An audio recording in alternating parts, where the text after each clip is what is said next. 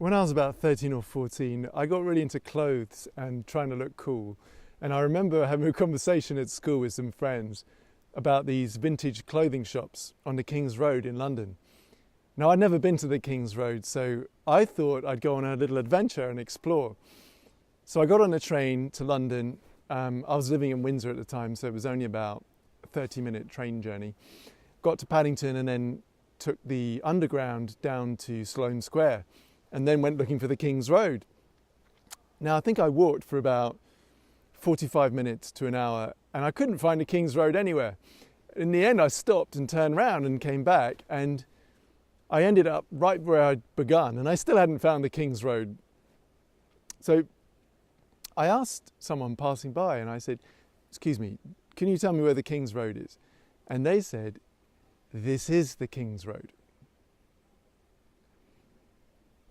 Now, I didn't believe them because I was looking for something special, and I couldn't tell you exactly what I was looking for, but it certainly wasn't this kind of normal, ordinary looking street. So I asked someone else, I said, "Can you tell me where the King's Road is?" And they said, "This is the King's Road."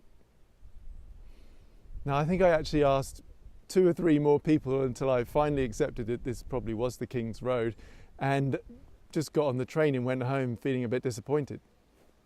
Now, this is exactly what can happen when we get into spirituality, because we feel like something's missing, something's lacking. So we're looking for something, and we go to the meetings and the retreats, and all the teachers tell us that this is it, there's nothing to get, that you're already home. But it doesn't feel like home for us because something feels missing, something feels like it's lacking.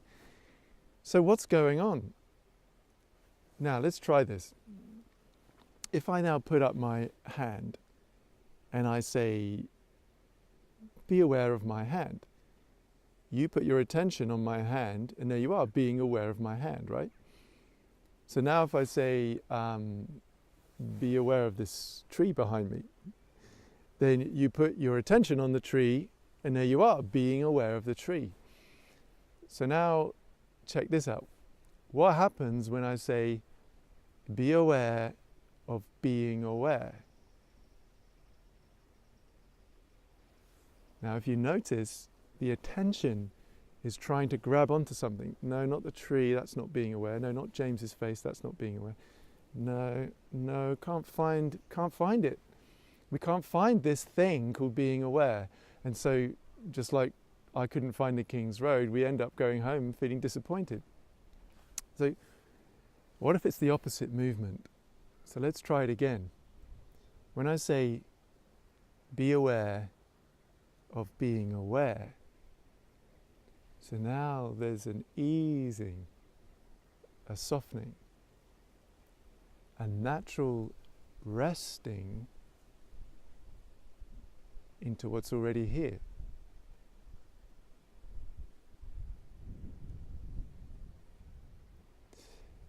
And that realization is the beginning of a beautiful unfolding.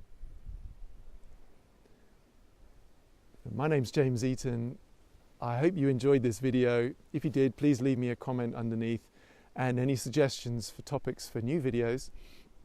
Otherwise, have a great week, and I'll see you soon. Go well.